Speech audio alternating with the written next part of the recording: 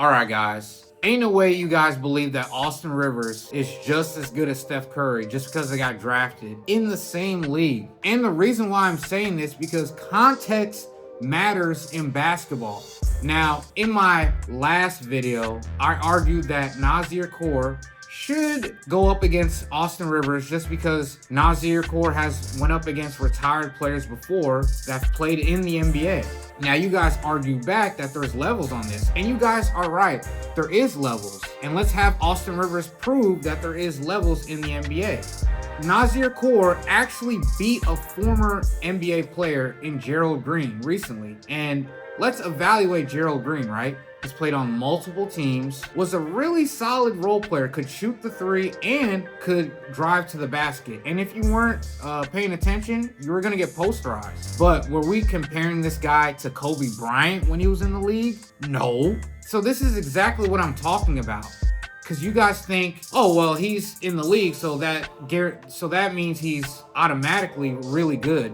There's levels on this. It's like a pyramid scheme. Once you get drafted, you have to prove yourself that you're that good as a rookie in the NBA. It's just like college basketball, right? You may have been the best player in high school, but your teammates were also considered the best player when they were in high school, and you have to prove yourself all over again. There's levels on this. Just because you get drafted in the NBA, that doesn't mean you're gonna be guaranteed as a superstar player. If that's the case, Austin Rivers should be good at Steph Curry, right? No, because we have to evaluate what he's done, his body of work, which we have, and we can look through and we can make that decision. So guys, I can go a million different avenues with this video, right? We can talk about coaches, we can talk about players, or we could talk about teams overall. So actually, let's go to the team route first, right? Let's look at the 2015 Warriors, how they won the NBA championship, right?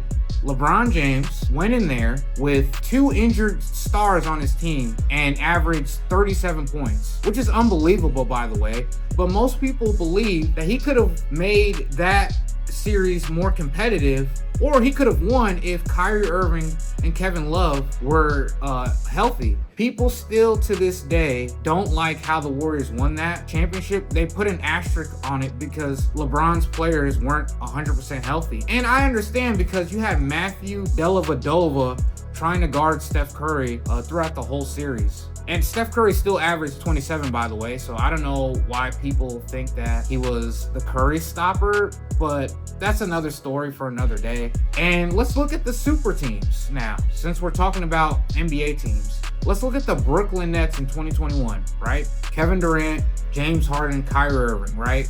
That's a championship guaranteed, right? That's what you would believe. But injuries happened to Kyrie Irving and James Harden.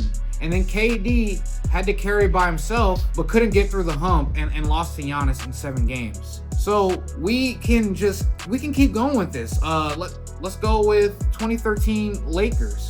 You had a stacked roster with Steve Nash, Kobe Bryant, Pau Gasol, Dwight Howard.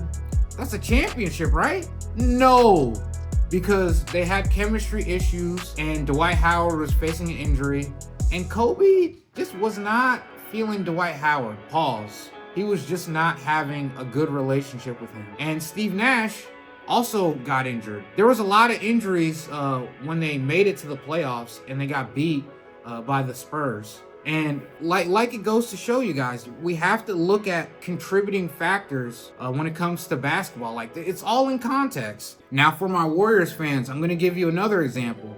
The 2019 NBA Finals.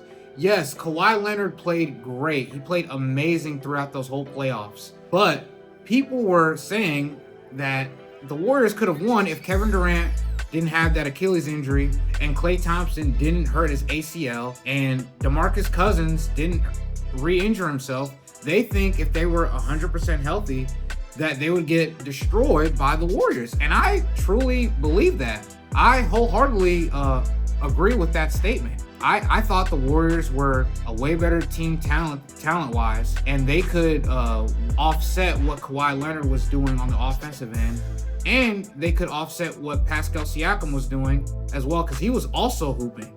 So we really have to look at the context on how these teams and how these players got to where they are, or how they gained that success. Because yes, the 2019 Raptors were actually really good on paper, but I didn't think they were going to beat the Warriors. But again, injuries were a huge factor. Again, that just goes to what I've been saying this whole video.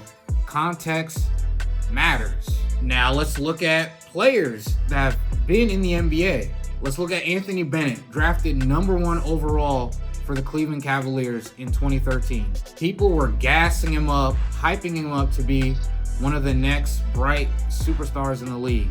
Guess what? He was a bust. Got traded to the Timberwolves, and then it didn't work out, and he found another opportunity overseas. Like, he wasn't guaranteed. Like, guys, we can't just look at somebody and be like, oh yeah, he's an NBA superstar right off rip, just because he got drafted #1 overall. Like, Michael Jordan, as a GM, has made many mistakes when drafting players.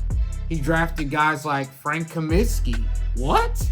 Michael Kidd-Gilchrist. Like, come on. Like, are we serious right now? Again, they had a lot of hype on them, and when you actually got to see him play, then you make your decision. Like, us humans are really bad at making projections. Like, let's be real now. Let's just get to the next example. Andrew Wiggins, solid role player, NBA champion, right? Drafted #1 overall to the Cavs and then got traded to the Timberwolves, right? But he really didn't live up to his potential as a #1 option. Yes, he played really well in the 22 NBA Finals, but were we saying he was a better option than Steph Curry? No. Were we saying he was a better option when he got drafted to the Timberwolves and got to play with Kevin Love? Were we saying he was better than Kevin Love? No. Again, when we got to actually watch him play, then we got to make our decision of how we thought about Andrew Wiggins.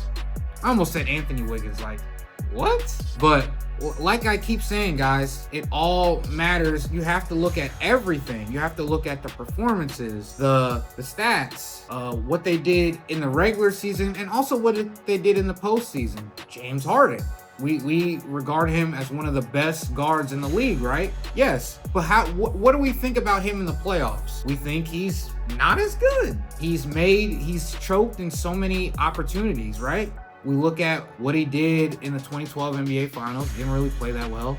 And then when he was the #1 option in Houston, he couldn't get over the hump to help him win the ring.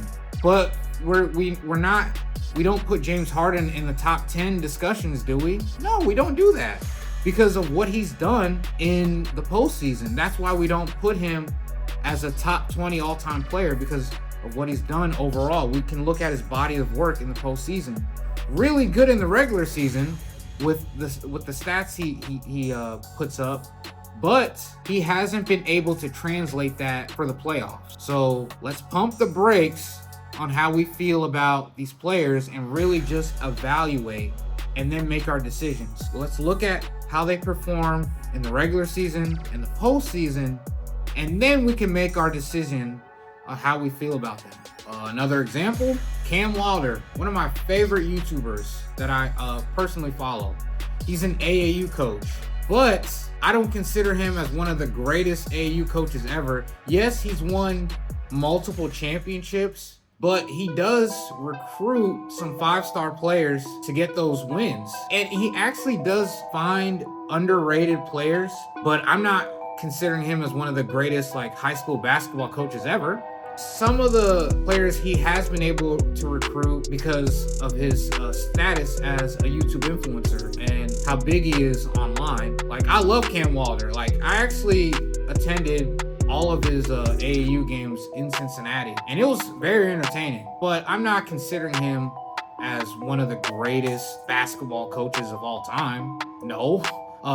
I would like to see him recruit more underrated players, which he has been doing, and then I can make my assessment of him, but I'm not putting him up there with some of the great coaches that we know in basketball. If resumes and titles meant more, then a person's body of work in the regular season or in the off season is meaningless and it doesn't hold much weight just because of the status that they hold. So again, guys, when we are evaluating players, teams, and coaches, let's go by these criterias, right?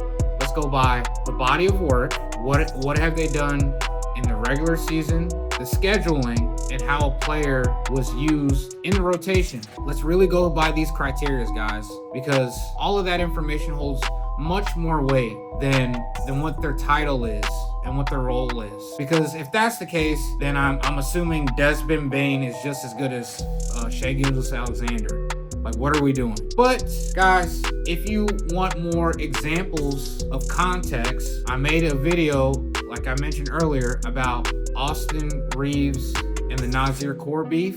If you want to see that video, it's going to be right here.